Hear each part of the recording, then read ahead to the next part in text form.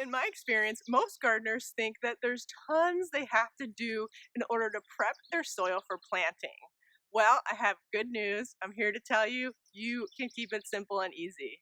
You don't need to dig, flip, till, or do any heavy soil lifting. And in fact, many people are surprised when I say that I've never tilled my garden in 17 years. I don't recommend tilling because it can actually bring more weed seeds to the surface, resulting in more weeding you have to do.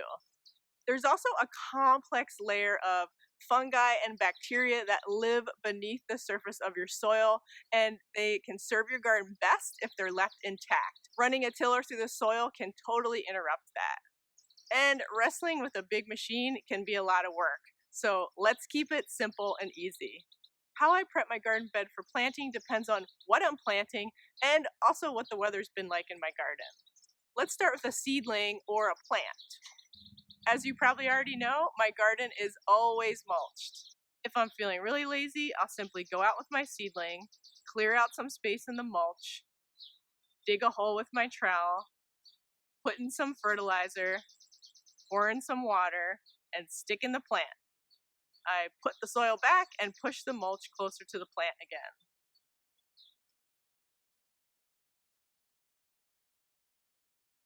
If I'm planting a bunch of one vegetable, like Brussels sprouts, I'll use a measuring tape to make sure I'm getting the spacing right. I usually plant my Brussels sprouts 18 inches apart, 2 rows to a bed.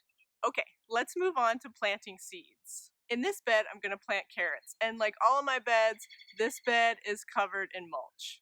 My first step is to remove the mulch so I can prepare the soil. I recently started using a broad fork in my garden, which loosens up and aerates the soil on a much deeper level. I have clay soil, so it can be pretty heavy at times. I make sure I get any of the weeds out of the bed with my digging fork.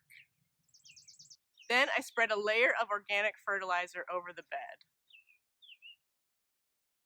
I use a hard rake to mix in the fertilizer and loosen up the top few inches of soil. Notice that I'm not digging or flipping the soil. I'm just trying to make a nice upper layer in which to plant the seed. Next, I figure out how many rows in the bed I'm going to plant. I sometimes plant down the length of the bed, and sometimes I plant along the width of the bed. I like to change it up a little bit for visual interest. I don't want a garden that just has long rows of vegetables. That's kind of boring. For the spacing between the rows, I often think that the suggestion on the seed packet is too far apart, so sometimes I like to experiment with slightly tighter spacing. In this bed that's 4 feet wide, I'm going to plant 6 rows of carrots. For spacing between the seeds, I generally check what the seed packet says. So carrot says 45 seeds per foot. But then I also check the plant spacing after thinning, which is 1 inch between each plant. So that means if you plant 45 seeds per foot, you're going to have to really thin them out to get 1 inch between each plant. So you're going to go from 45 seeds that germinated down to 12 seeds for your final carrot growing. So sometimes I'll plant a little bit less than they say because I don't want to go back and have that much thinning. How deep you plant the seeds is generally correlated to how big the seeds are. Carrot seeds are tiny, so they don't need to be planted very deep. The seed packet says 1/4 inch depth. If you're not that great with measurements, bring out a measuring tape and look at exactly what 1/4 inch is to remind yourself not to plant them too deep. I then use a long wooden plant label to make my depressions in the soil for the rows. And then I place the seeds in the depressions at the spacing I've decided upon. If you feel nervous about germination, just plant more seeds per foot, and if they all germinate, you'll just have to come back and thin them later so that they have enough room to grow.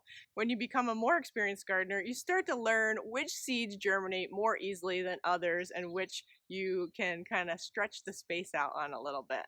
Finally, you want to cover the seeds. My soil is pretty clumpy because it's clay, so I'll use my hand to break up the soil into a finer consistency and sprinkle it over the seeds. Make sure you pat down gently to ensure that the seed is coming into contact with the soil. Then you want to water your garden bed. Sometimes I'll use a watering can, and sometimes I'll use a hose with a wand. Make sure you're watering newly planted seeds at least once a day so that they remain consistently moist until they germinate. Once they germinate, you can back off watering a bit. For my seedlings, I generally try to give them about 1 inch of water per week, and I keep track of how much it rains. Once seeds are up and growing nicely, I revisit that bed and I make sure I put some mulch between all of the rows to keep down the weeds, because we know bare soil equals weeds, so keep that soil covered. Okay, those are the steps I recommend for planting seeds and plants. If you have any other questions or comments, leave them below this video.